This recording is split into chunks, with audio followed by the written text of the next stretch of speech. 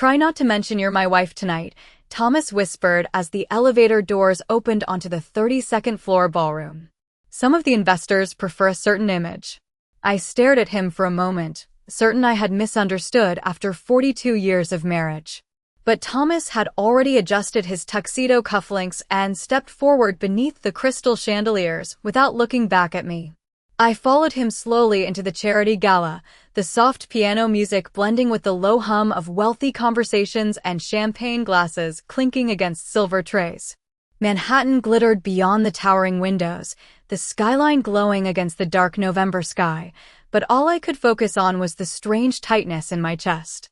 At 67 years old, I had attended hundreds of events beside my husband.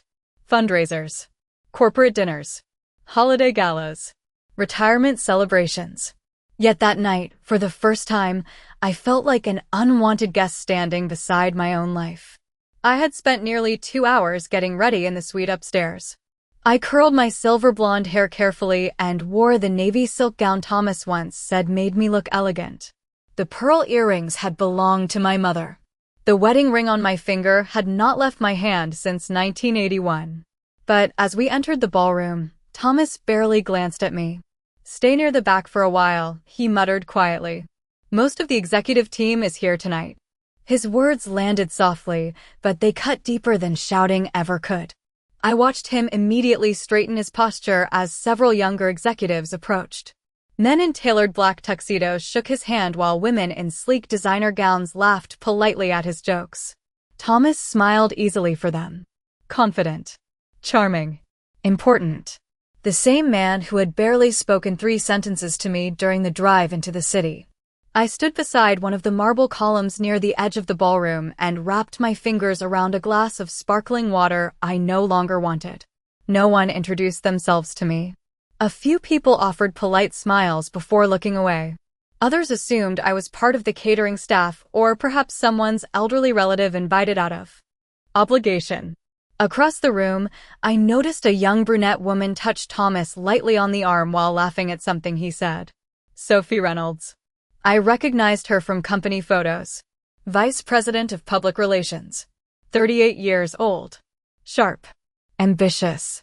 Beautiful in the polished way magazine covers liked to celebrate. Thomas leaned slightly closer when she spoke, his expression softer than it had been with me in years. I looked down at my wedding ring again. The ballroom suddenly felt colder despite the warmth of hundreds of people gathered inside. Then the room shifted. Conversations softened. Heads turned toward the grand staircase near the entrance. William Ashford had arrived. Even I recognized the name. CEO of Ashford Global Holdings. Billionaire. Philanthropist. One of the most powerful men in corporate America. Thomas immediately excused himself from Sophie and hurried toward the growing crowd around the staircase. I remained near the marble column, invisible once again. But as William Ashford walked through the ballroom surrounded by executives and security, he suddenly stopped. Completely stopped. His eyes moved across the crowded room until they landed directly on me.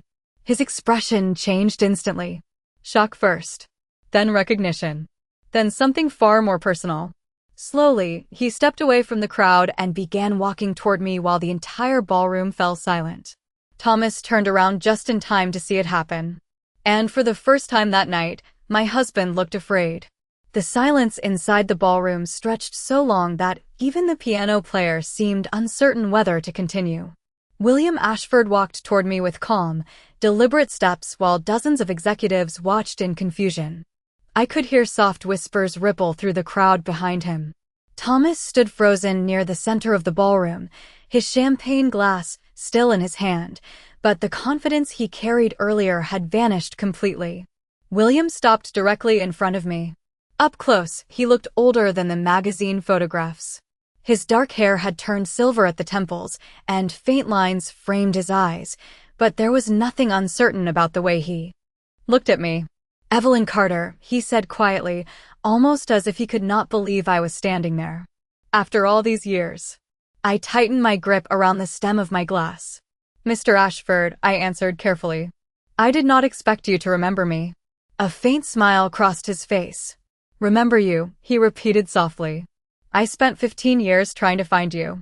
Around us, conversations had completely stopped. I noticed Sophie Reynolds glance toward Thomas, with visible confusion. Even the members of the board standing near the staircase exchanged uncertain looks. William Ashford was not a man known for emotional displays at public events. Yet there he stood, looking at me as though the entire room had disappeared.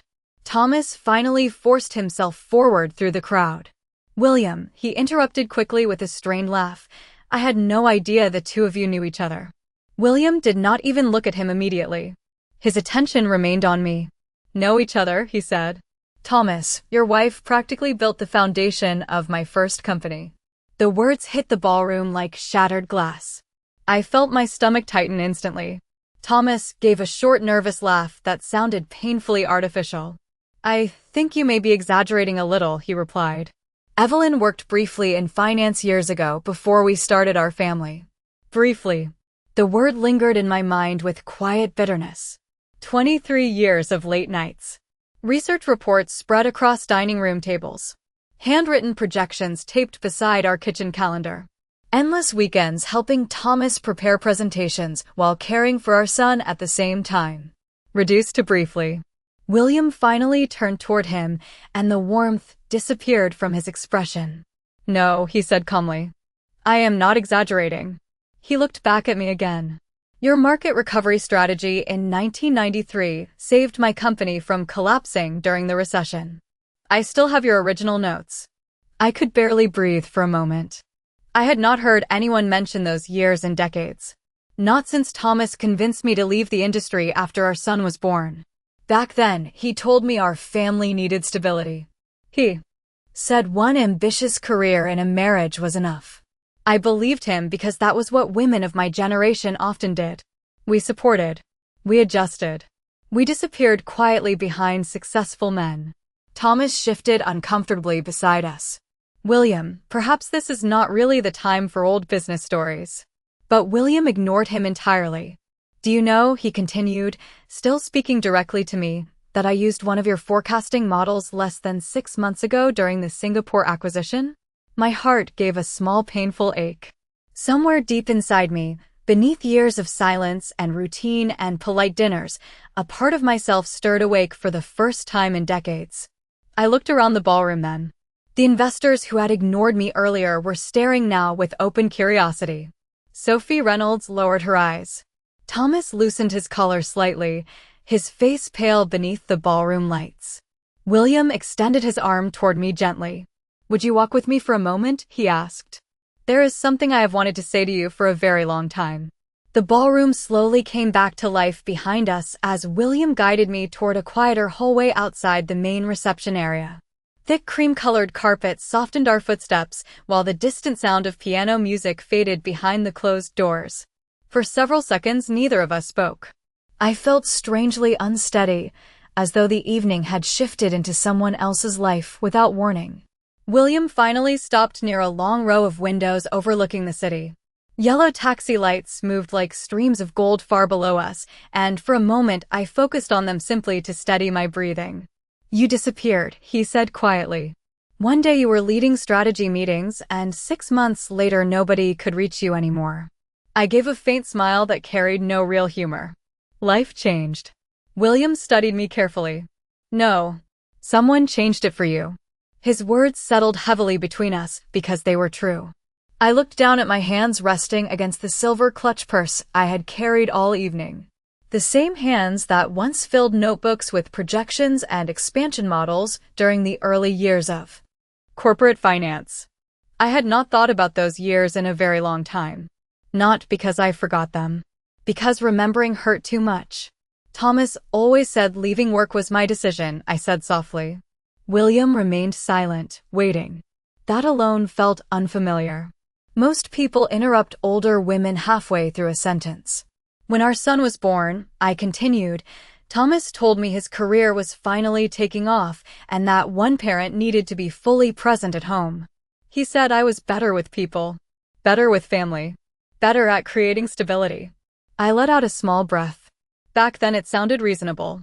I remembered the tiny Connecticut townhouse we lived in during our early marriage. I used to sit at the kitchen table past midnight while Thomas slept upstairs, building financial recovery reports for struggling companies. William had been one of my clients before anyone knew his name. He was brilliant but reckless in those days.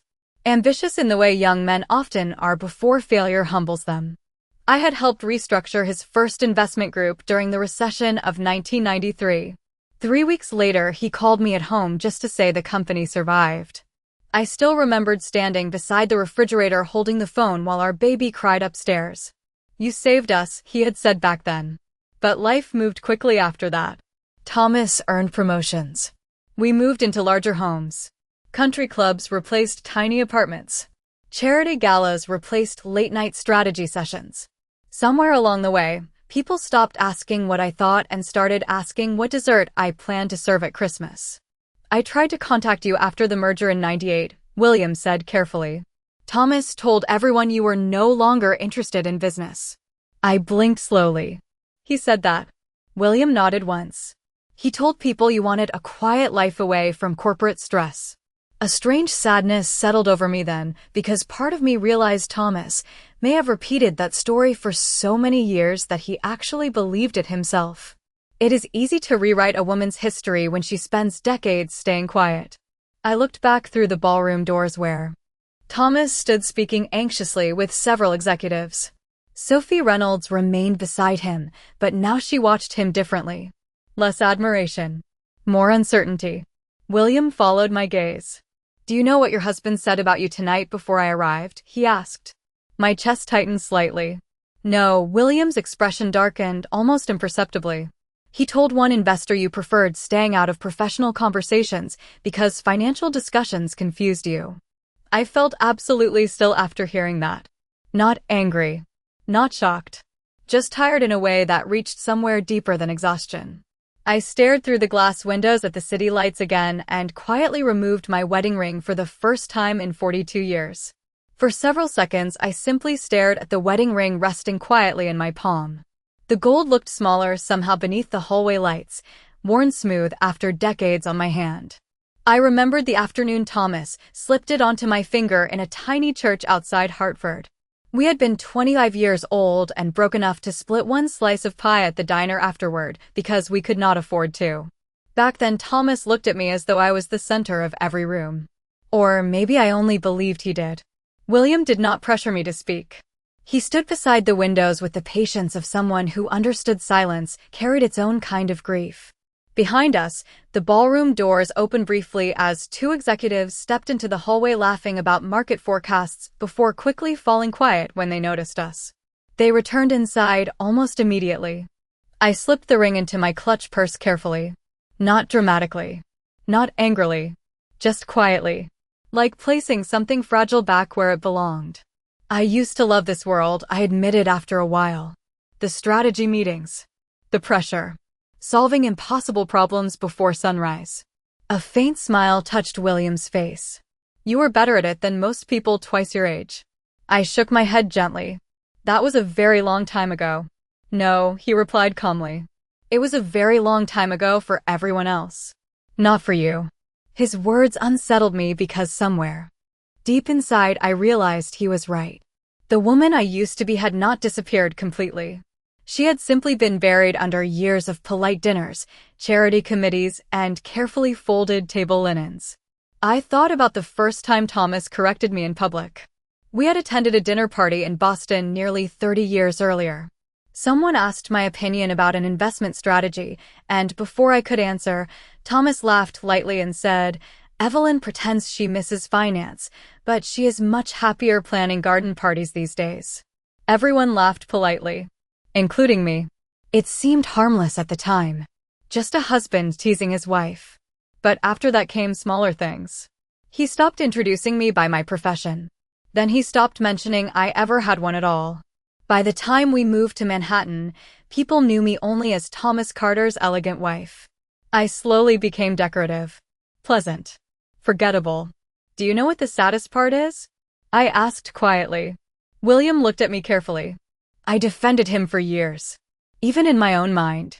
The city lights reflected softly against the glass beside us. I could see our faint reflections there.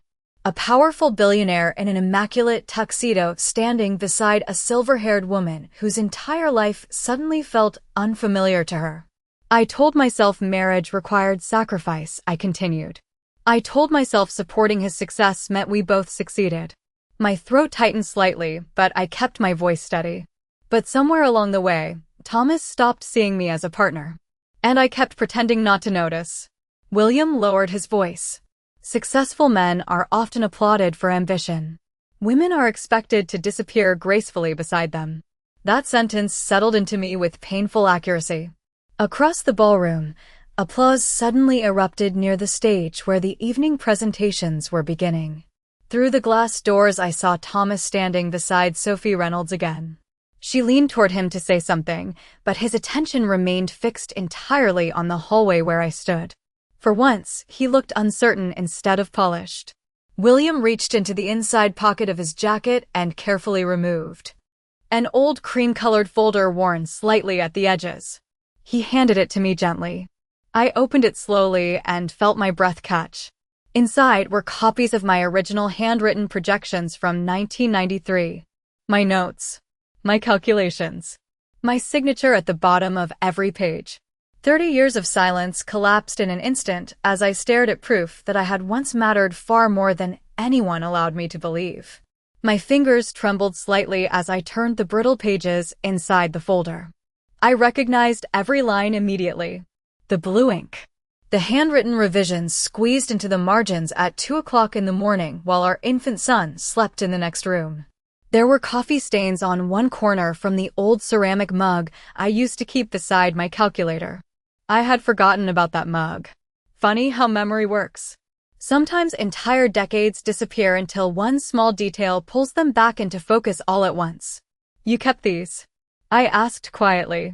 William nodded. Every page. I looked up at him, genuinely confused. Why? He gave a faint smile that carried more sadness than pride. Because no one else ever understood what those reports cost you. The hallway remained calm and dim compared to the glowing ballroom beyond the glass doors. Inside, wealthy donors laughed beneath chandeliers while waiters carried silver trays filled with champagne and miniature desserts. It struck me how strange life could be. An hour earlier I had stood in that same room feeling invisible.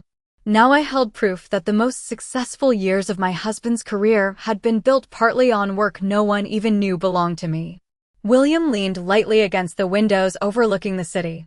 After you left finance, Thomas continued using many of your strategies during investor meetings, he said carefully.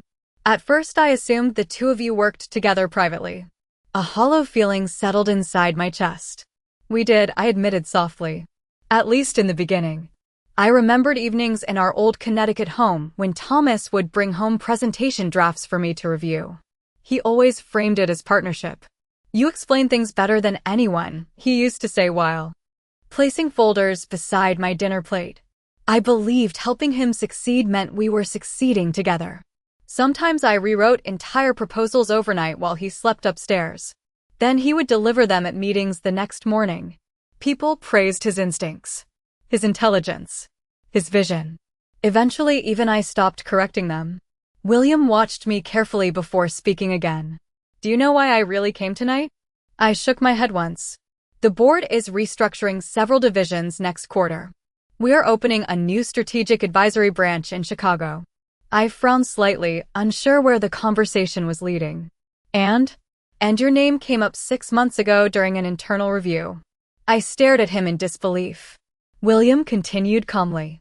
One of our younger analysts uncovered archived reports connected to the recession recovery. She thought the writing style was unusual because the market predictions outperformed everyone else from that period. She started tracing authorship records. He paused briefly. Every trail eventually led back to Evelyn Carter. I let out a slow breath. Somewhere behind the ballroom doors I heard applause erupt again, followed by Thomas beginning another polished speech for donors and investors. The familiar rhythm of his confident public voice drifted faintly into the hallway. For years that voice once filled me with pride. Now it only sounded distant. What happens now? I asked quietly. William looked directly at me.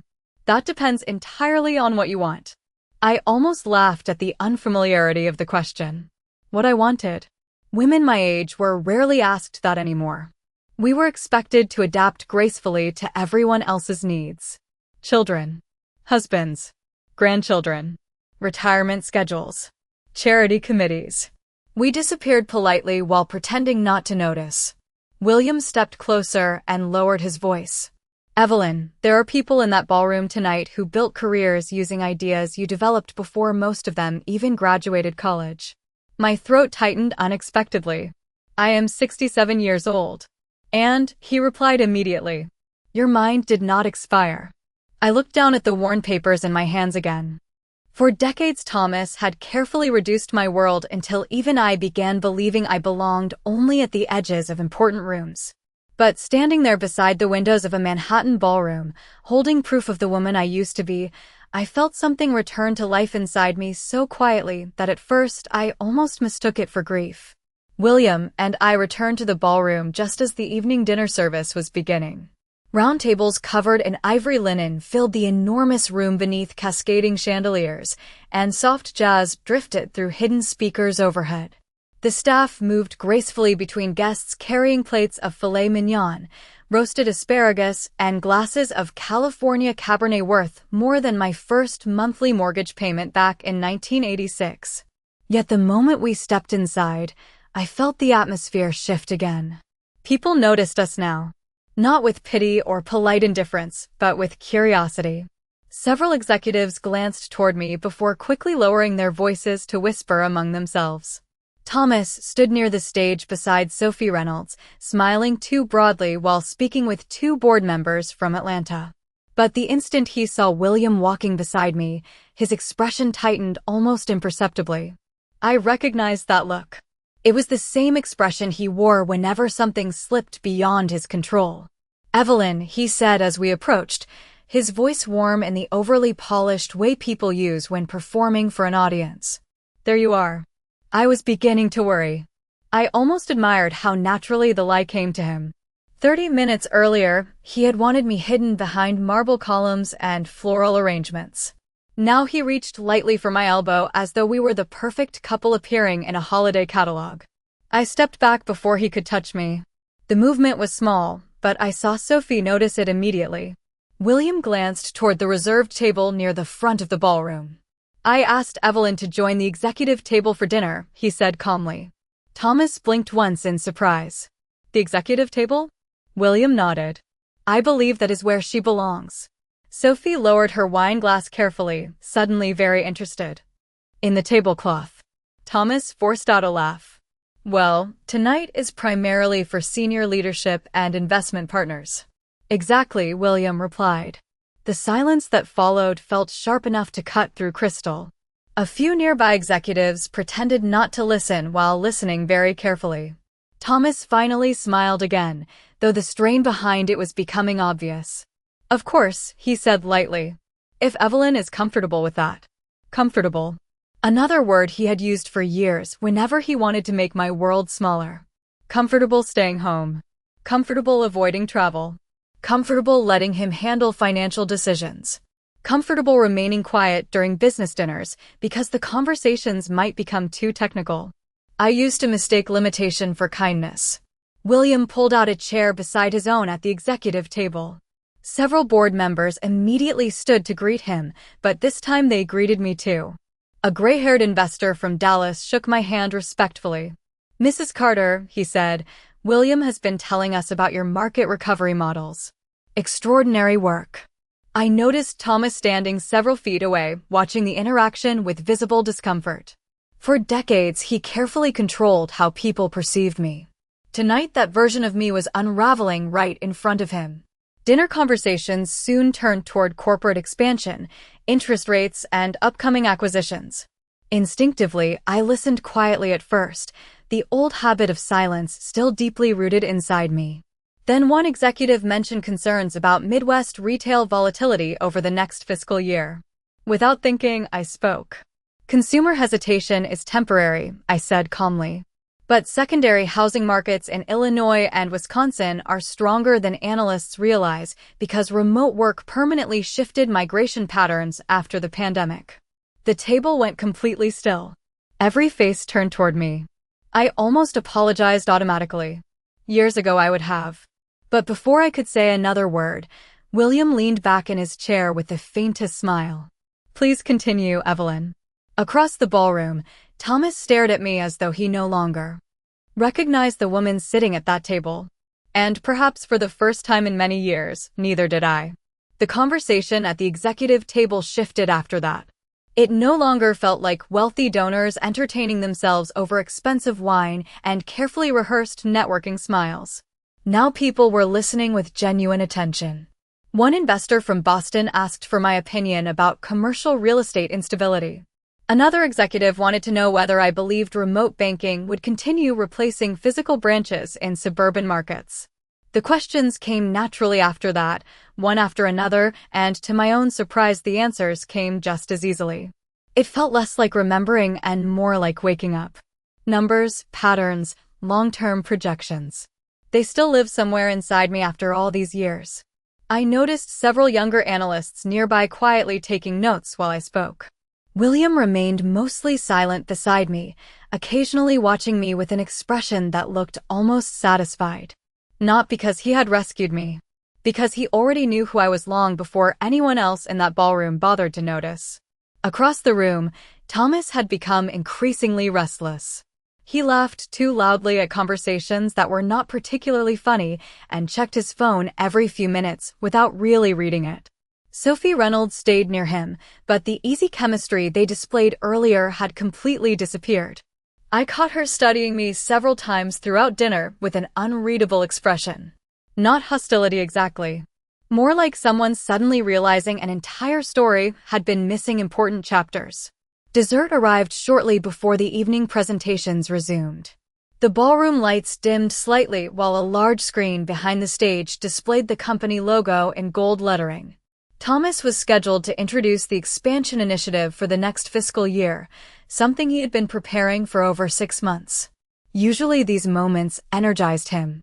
Thomas loved admiration almost as much as he loved control. But when he walked toward the stage that night, I noticed tension in his shoulders for the first time in years. His speech began smoothly enough. Confident voice. Perfect pacing. Carefully memorized charm. Guests applauded politely as he outlined projected growth targets and international partnerships. Yet midway through the presentation, one of the board members interrupted unexpectedly from the executive table. Thomas, the older man said, "Before we move forward, I would like clarification about something William mentioned earlier." The ballroom quieted instantly. Thomas smiled tightly. "Of course." The board member adjusted his glasses. "Your wife developed the original recovery models used during the 1993 restructuring?" Thomas hesitated only briefly, but I saw it. That tiny fracture in composure. "Evelyn contributed ideas occasionally," he replied carefully. "But those projects were collaborative efforts during our early marriage." Collaborative. Another elegant rewrite. William calmly placed his wine glass onto the table. "That is inaccurate." Every eye in the ballroom turned toward him. Thomas forced a laugh. "William, I do not think tonight is the appropriate setting for historical credit discussions." "Actually," William replied evenly, "I think it is long overdue." The tension in the room sharpened immediately. No music. No silverware clinking. Even the servers seemed frozen in place beside the walls. William stood slowly from his chair and addressed the room with the quiet authority only truly powerful people possess. The forecasting structures that protected our first acquisition group during the recession were developed almost entirely by Evelyn Carter. I know this because I personally reviewed every report with her for nearly 11 months. Murmurs spread across the ballroom. Thomas looked directly at me then, and what startled me most was not anger.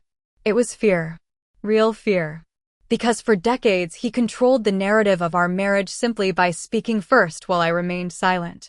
Tonight that silence no longer belonged to him. "William," Thomas said sharply, "you are making this unnecessarily dramatic." "No," William answered calmly. "I am correcting the record." Then he turned slightly toward me in front of the entire ballroom. "Evelyn, would you tell them what happened after 1994? The room waited. Thomas waited. Even I waited. Because for the first time in 42 years, everyone finally wanted to hear the woman my husband spent decades trying to erase. The ballroom remained completely silent as I sat there beneath the crystal chandeliers with hundreds of eyes fixed on me. For years, I had imagined what it might feel like to finally speak honestly inside rooms where my life had been quietly rewritten. I thought perhaps I would feel triumphant, angry, vindicated. Instead, I only felt calm. A strange, exhausted calm that settles into people after carrying the same invisible weight for too long. I folded my hands carefully on the white tablecloth before answering William's question. After 1994, I said softly, Thomas asked me to step away from finance so he could focus on growing his career. No one interrupted. At the time, I believed we were building a future together. We had a young son, a mortgage, student loans. It seemed practical for one of us to stay home more often. I glanced briefly toward Thomas. His jaw tightened, but he remained silent. At first, I still helped him privately, I continued. Research, forecasts, investor preparation, strategy reviews. Several executives exchanged quick looks around the room. I could almost see the realization spreading through them piece by piece. Eventually, I said, people stopped asking for my opinion directly. They asked Thomas instead. And after a while, even I stopped correcting them. My voice never rose. That was the part Thomas never understood. Quiet women still remember everything. Across the ballroom, Sophie Reynolds lowered her eyes slowly toward her untouched dessert plate. The confidence she carried earlier in the evening had disappeared entirely. One of the younger analysts near the stage looked stunned, as though someone had suddenly revealed an entirely different version of corporate history than the one they had always been taught. Thomas finally stood from his chair near the stage. Evelyn, he said carefully, you are making this sound much more calculated than it was. I looked at him, steadily for the first time all evening. Was it not? The question landed softly, but I saw several board members shift uncomfortably in their seats. Thomas adjusted his cufflinks automatically, a nervous habit I had noticed for decades. You chose our family, he replied. You wanted stability. I gave a faint nod. Yes, I did. Then I paused briefly. But choosing my family should not have required disappearing. The ballroom fell silent again.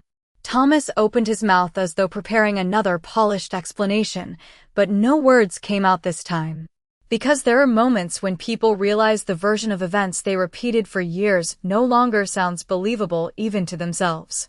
William remained seated quietly beside me, allowing the truth to settle naturally over the room without interruption. That restraint mattered. He was not rescuing me. He was simply refusing to let me remain erased.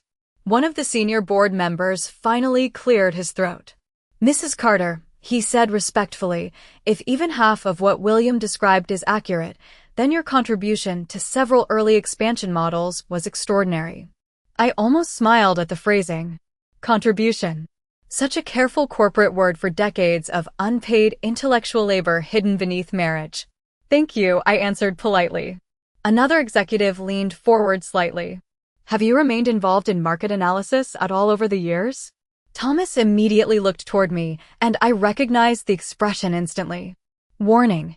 Fear disguised as concern. The same expression he wore years ago whenever conversations drifted too close to parts of me he preferred hidden. But something inside me had changed tonight. Not dramatically. Quietly. Permanently. I still study markets every morning, I replied. Old habits are difficult to lose. Several people around the table smiled with genuine interest. Not pity. Not polite tolerance. Respect. Real respect. I realized then how starved I had become for simple recognition after decades of being treated like background decoration in my own marriage.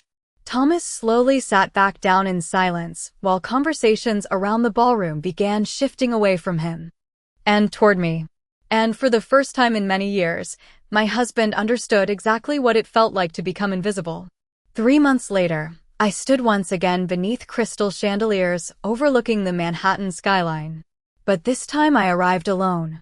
Snow drifted softly outside the towering windows while guests in black tuxedos and evening gowns filled the grand ballroom of the Ashford Winter Economic Summit. The city glittered beneath the dark December sky like scattered diamonds across velvet. A valet opened the car door for me as I stepped onto the red carpet entrance, wearing a charcoal silk gown and the same pearl earrings my mother once wore. The difference was not the dress, not the ballroom, not even the people surrounding me. The difference was the way I walked into the room. No hesitation, no apology, no instinct to remain invisible. Mrs. Carter. The greeting came immediately from one of the event coordinators waiting near the entrance. William asked me to escort you personally. I smiled politely and followed her through the crowded ballroom. Along the way, people stopped to shake my hand. Analysts, investors, senior executives. Several recognized me from a financial interview published only 2 weeks earlier after William publicly appointed me as senior strategic consultant for Ashford Global Holdings. The article surprised even me. The brilliant mind hidden behind corporate history. That was the headline. Strange how quickly the world notices women once powerful men finally say their names out loud. Near the center of the ballroom, a younger analyst approached nervously holding a leather folder against his chest. Mrs. Carter, he said, almost embarrassed, your recession recovery model changed the way I approach market forecasting. I thanked him quietly while realizing something unexpected. Respect does not arrive loudly. It settles gently into rooms over time until one day people begin listening when you speak. Across the ballroom, I noticed Thomas standing alone beside one of the marble columns near the bar. He looked older than I remembered from only 3 months earlier. Smaller somehow. The confidence that once surrounded him so naturally now seemed forced, like an expensive suit tailored for someone else. Sophie Reynolds was nowhere beside him anymore. I later learned she accepted a position in San Francisco shortly after the charity gala incident. Several executives nodded politely toward Thomas as they passed, but none stopped for long conversations. His influence had not disappeared completely, but the center of gravity around him had shifted. For decades, Thomas controlled rooms by controlling narratives. Once the narrative changed, people looked at him differently. William approached moments later, adjusting the cuff of his tuxedo as he smiled warmly. You are becoming difficult to keep up with, he said lightly. Chicago loved your presentation last week. I laughed softly. I spent 30 years with no one asking my opinion. I suppose I have a lot saved up. His expression softened. Do you regret any of it? I understood immediately what he meant. The marriage. The silence. The years spent shrinking myself so someone else could feel larger. I looked across the ballroom one final time toward Thomas. He was watching me again. But there was no anger left in his expression now. Only distance. Perhaps regret. Perhaps confusion over how thoroughly he underestimated the woman standing beside him all those years. I thought about the tiny Connecticut townhouse where our life began. The late nights at the kitchen table. The years I convinced myself love required disappearing quietly behind someone else's ambition. Then I thought about the woman I had become since that night at the charity gala. Not younger. Not bitter. Simply awake. No, I answered calmly. Because if none of it had happened, I might never have remembered who I was. William nodded once, understanding completely. Then the ballroom lights dimmed as the evening program began and hundreds of guests turned toward the stage. This time, when my name was announced, the entire room stood and applauded. And for the first time in 42 years, I did not look toward my husband to see whether I was allowed to shine.